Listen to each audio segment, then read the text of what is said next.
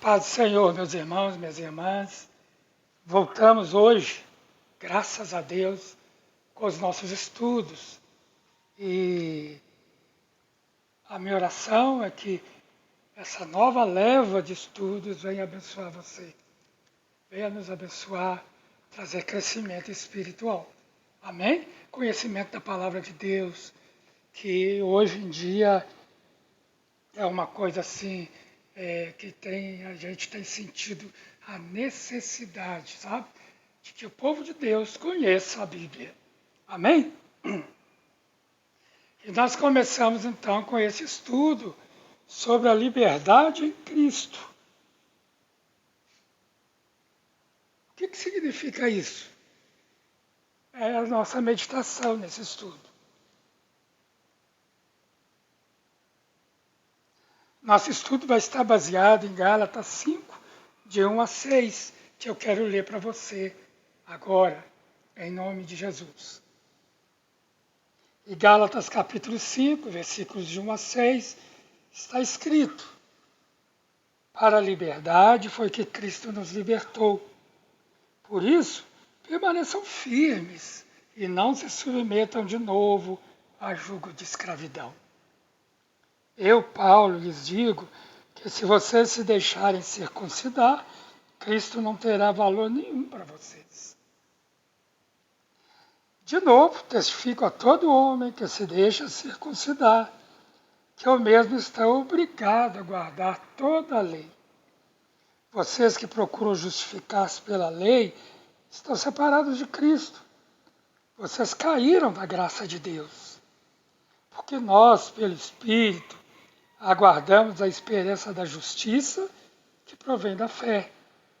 Porque em Cristo Jesus nem a circuncisão, nem a incircuncisão tem valor algum, mas a fé que atua pelo amor. Vocês iam correndo bem. Quem foi que os impediu de continuar a obedecer à verdade?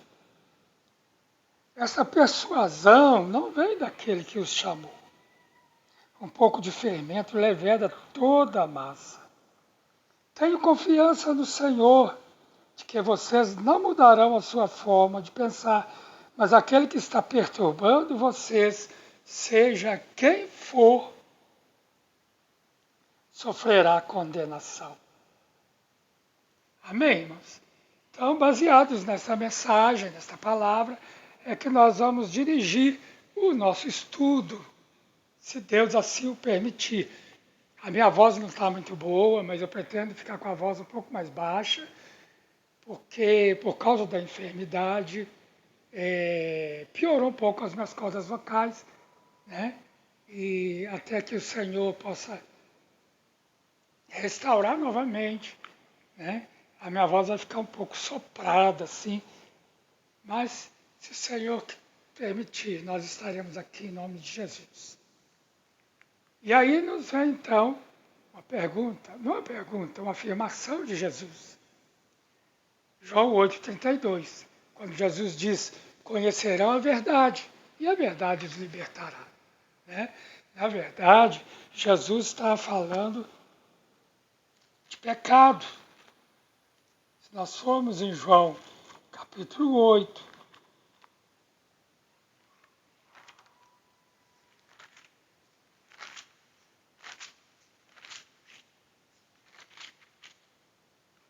João capítulo 8, né?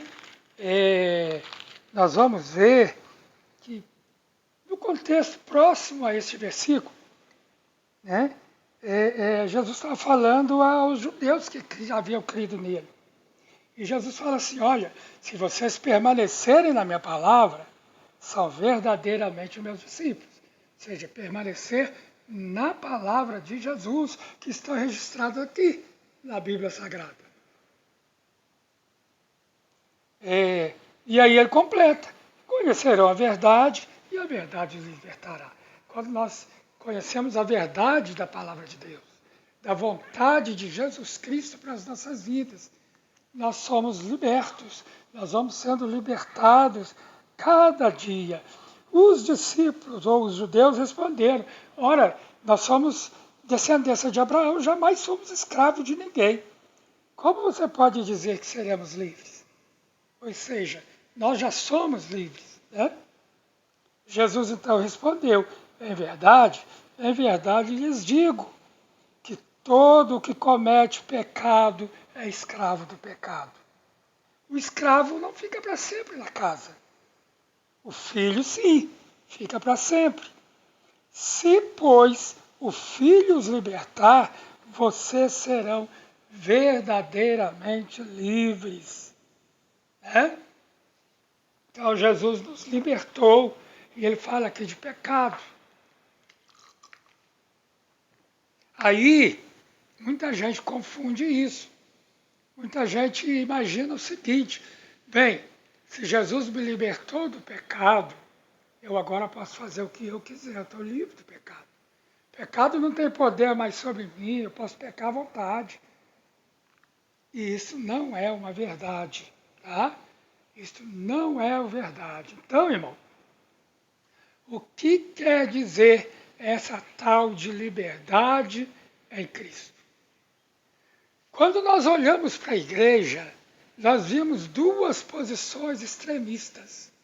Uma extrema direita e outra extrema esquerda, sabe? Mas são duas posições extremas, né, da igreja. Quando o assunto diz respeito à liberdade cristã. A primeira é a liberdade total, né? Também chamada, a Bíblia às vezes chama de libertinagem. É essa a ideia, né? De que se Jesus me libertou, eu posso fazer o que eu quiser, não tenho que dar satisfação nem a Deus. Ele já me libertou, já me salvou, Jesus já pagou o preço, Ele me ama, Ele entende o meu coração, então eu sou livre. Só que essa liberdade aí não é uma liberdade real. Liberdade de verdade é você rejeitar o que não te convém. Isso é liberdade. Você ter o poder de rejeitar aquele que não convém a você por causa de Jesus. Não é verdade? Liberdade não é fazer o que dá na telha, como muita gente pensa no mundo.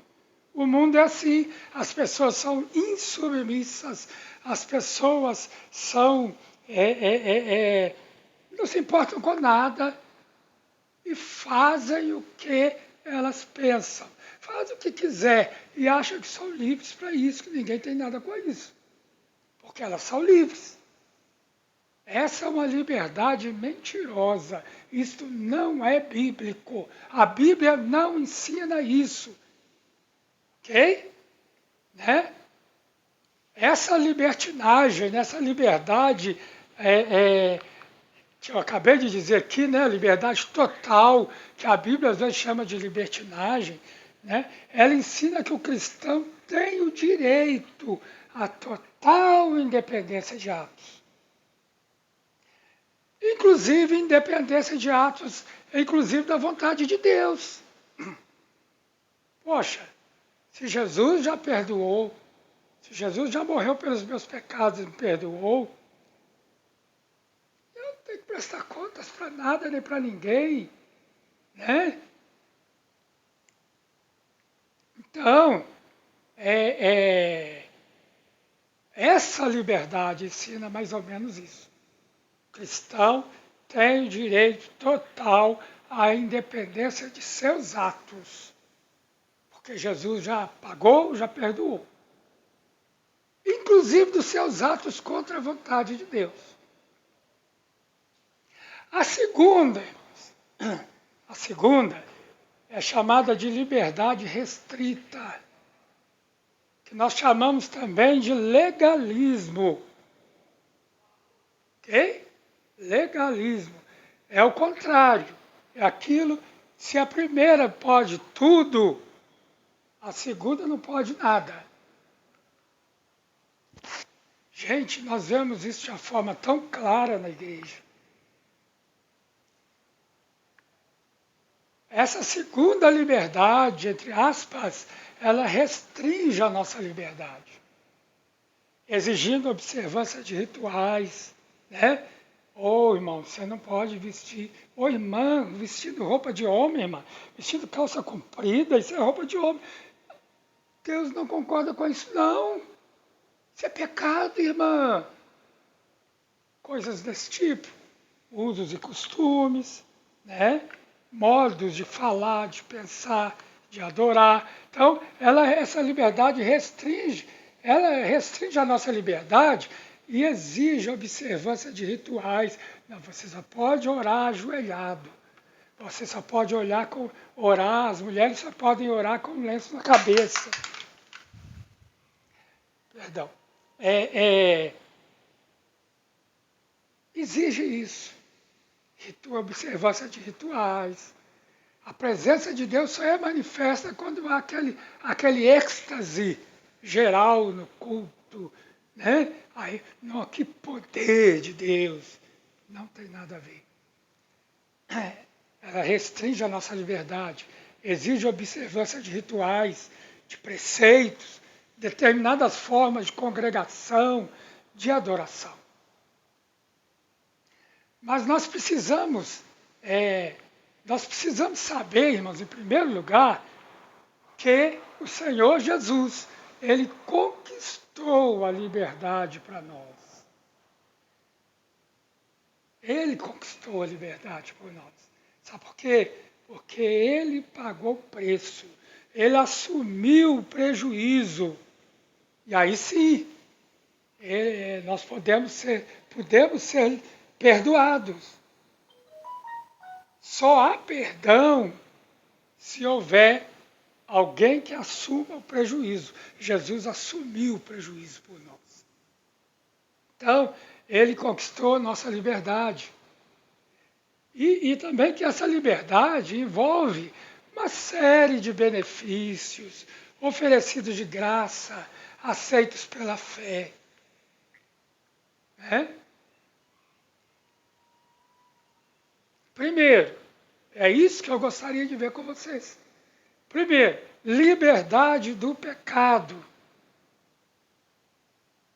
Nós somos livres do pecado, não quer dizer que nós somos livres para pecar. Não é isso. Nós estamos livres do pecado, do poder do pecado. Romanos 8:2 e 1 João 2:12. Romanos 8:2 vai dizer, porque a lei do Espírito da vida, em Cristo Jesus, livrou você da lei do pecado e da morte.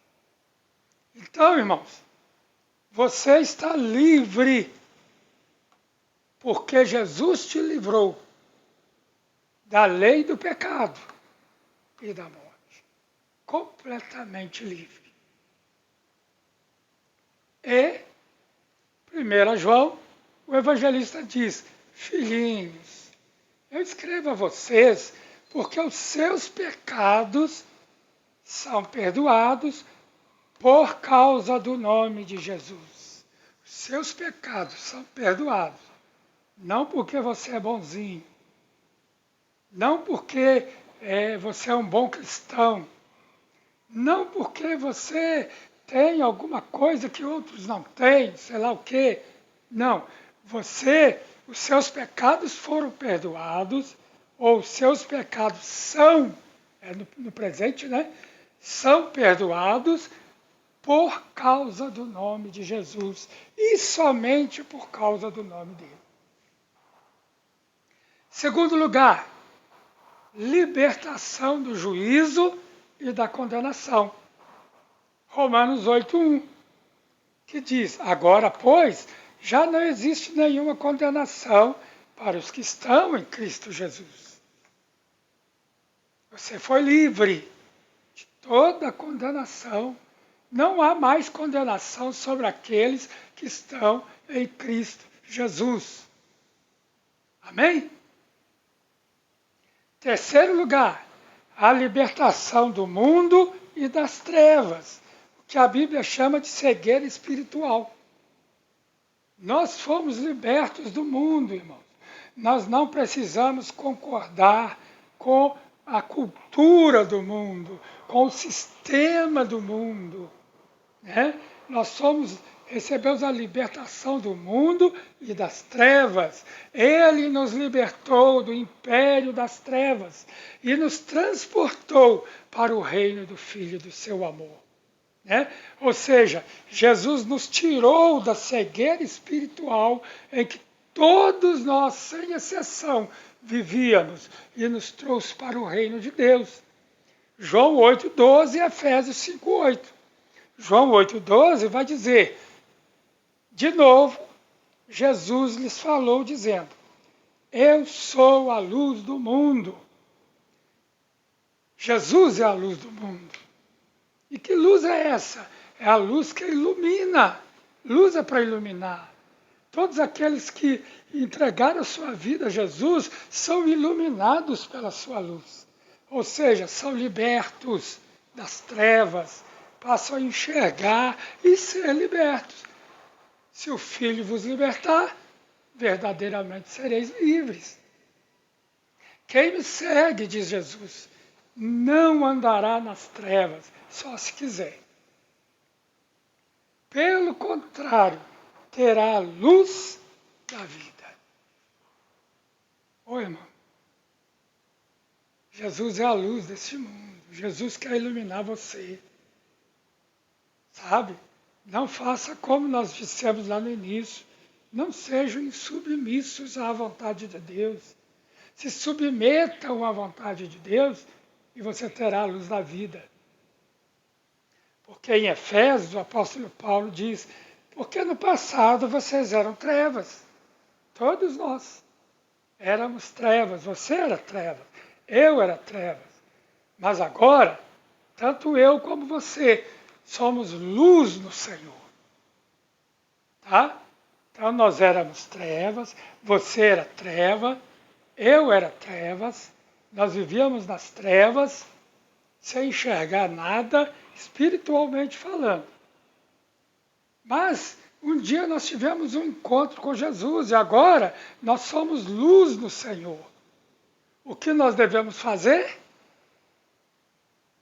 O que o apóstolo continua dizendo no versículo. Vivam como filhos da luz. Você não é luz? Viva como filho da luz. Senão você não vai ser luz. Você será trevas. É tão simples a palavra de Deus.